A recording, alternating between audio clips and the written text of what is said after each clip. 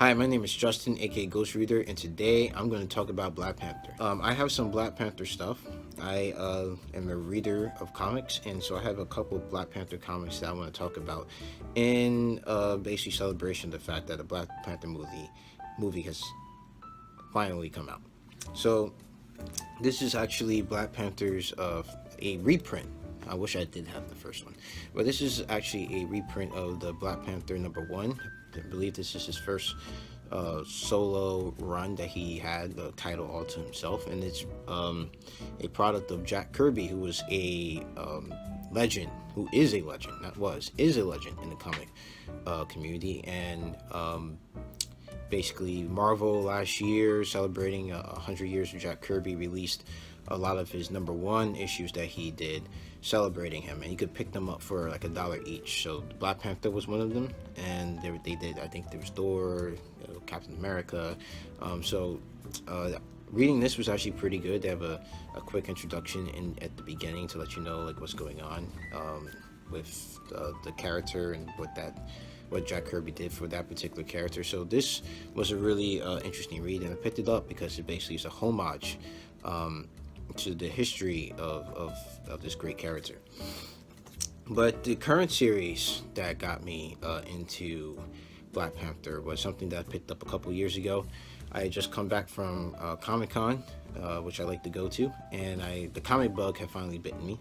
I've been off and on with how I read comics, but coming back from Comic-Con in, I believe it's 2016, is when I really started to get into comics, and I was looking for something to read in the local comic book store, and that's when Black Panther caught my eye. And this series is what made me a fan of Black Panther. It is written by Ta-Nehisi, and if that name sounds familiar, he wrote We Were 8 Years in Power, and he's written some other great books that I've heard. I haven't read either of those books, but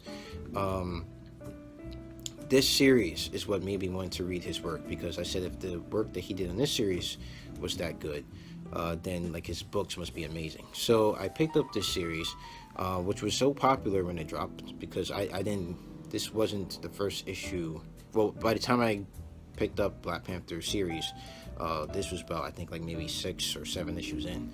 But when the first issue for this dropped, it was so popular they had to run off 3 printings of the first issue. So this is actually the 3rd printing, which was the first, which is the one that I picked up at first, and then later on I picked up the first printing of the first issue, and it got it signed by the cover artist Brian Stelfreeze. He also does the inside interior art for a lot of these books.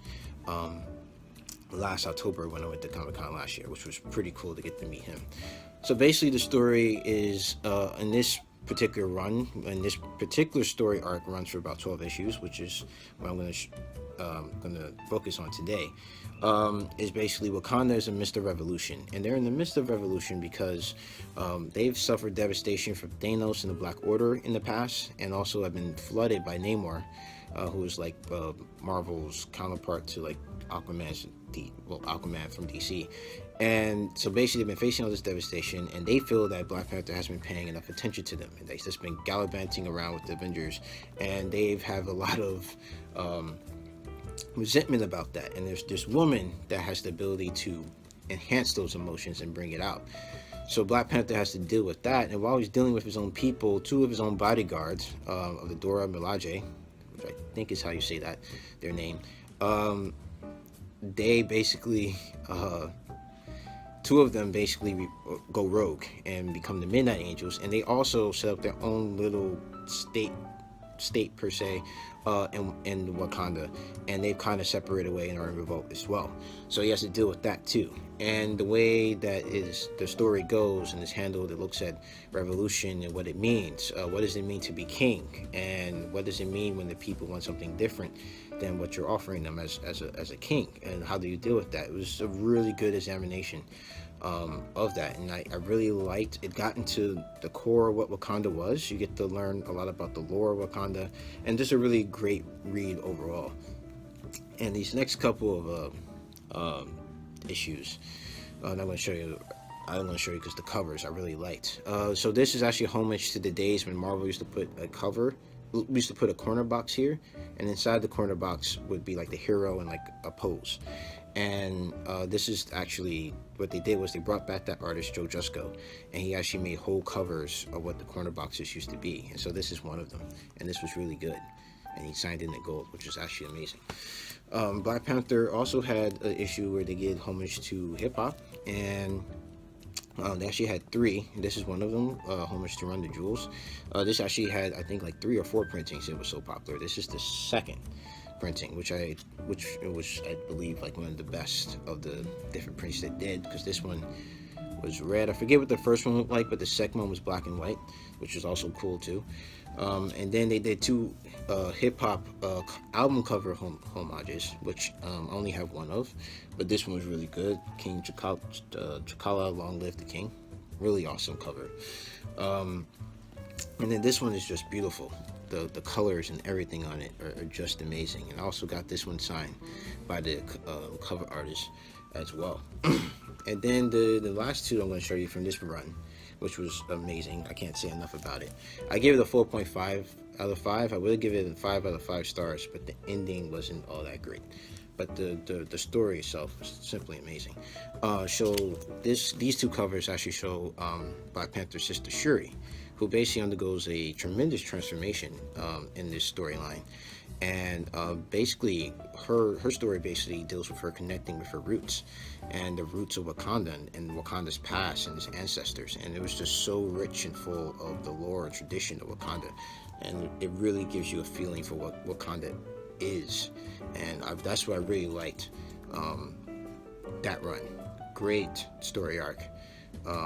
If you can read it, I fully recommend it. The next story, the next series I'm actually going to talk about is connected to the run I just showed you. It happens before the events of that run, but it's tied directly to it because it tells the story of the 2 Midnight Angels that I talked about that basically go rogue from the Black Panther, and that is the Black Panther World of Wakanda series. It was 6 issues long. 5 of the issues were the main story, and then the last one was like a one-shot story, which I didn't pick up because it wasn't connected to this. But this story was really good. I was a bit wary coming into it because it's really a love story. It's about the romance between those 2 Midnight Angels before they became the Midnight Angels and were just part of Black Panther's bodyguard. And this is written by Ta-Nehisi Coates and Roxanne Gay. And once again, really good story, really good love story. I liked it. I'm not a big fan of romance, so that's why I was wary about this, but it was really well done. It also made me want to read some of Roxanne Gay stuff in the future. So this was just great, and the covers for these were just amazing. Afua Richardson, who did the covers, did a really amazing job with the colors. These are some of my favorite cover art that I have, and they're just simply amazing. And each one of these and elements of these each have a meaning, and I was too far away to hear exactly what each one meant. This one's probably my favorite, but her artwork is just simply amazing, and she did a really good job with these. There also is a hip-hop cover art homage on these as well, and the artist for this is actually one of my favorite one of these as well. And this one is done by Athalia Martinez, and I met the artist for this as well, and she's an amazing talent, really good. So I have one more to show you, and I actually read this one today in preparation for this video.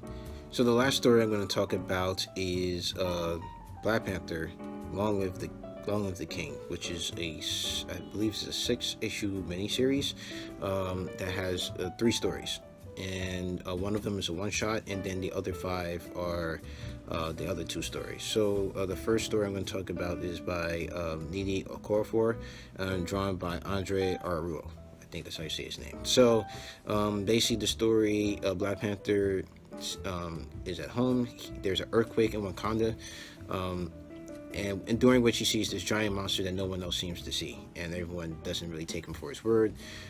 But the vibranium, which is this metal that is essential to Wakanda's economy, no longer works and doesn't power the city anymore. So he goes to investigate why the vibranium doesn't work, and since vibranium also makes up his suit, his suit isn't working as well. So this is a very good story. I'm actually going to read her home trilogy next month, and if there's any indication of how good if this was any indication of how good her writing is, then I'm sure I'm going to enjoy the home trilogy. The second story on this was actually issues 3 and 4, while Needy's story is 1, 2, and 5. This story is written by Michael Covington and drawn by Mario Del Pinillo. So basically, this story follows follows Black Panther as he is looking into Manic's followers who have come back, really organized, and he's trying to figure out why and how they're so organized. And he comes across one of his friends. They deal with some issues, but then basically team up to help fight Manic, who has returned. This was also a pretty good story. And the last issue for this actually comes out, I believe, next week, and hasn't come out yet, so I haven't read it, but it's a one-shot, and it's also written by Needy Okorafor, who wrote the first, who wrote issues 1, 2, and 5. So I look forward to it because these were good, and I really have enjoyed her work thus far, so can't wait to read it. So if you've read any Black Panther stuff, or if you haven't and you're just going to go see the movie, please comment down in the comment section below. If you like this video, please hit the like button, and if you want to see more videos from me, please subscribe. And as always, keep reading.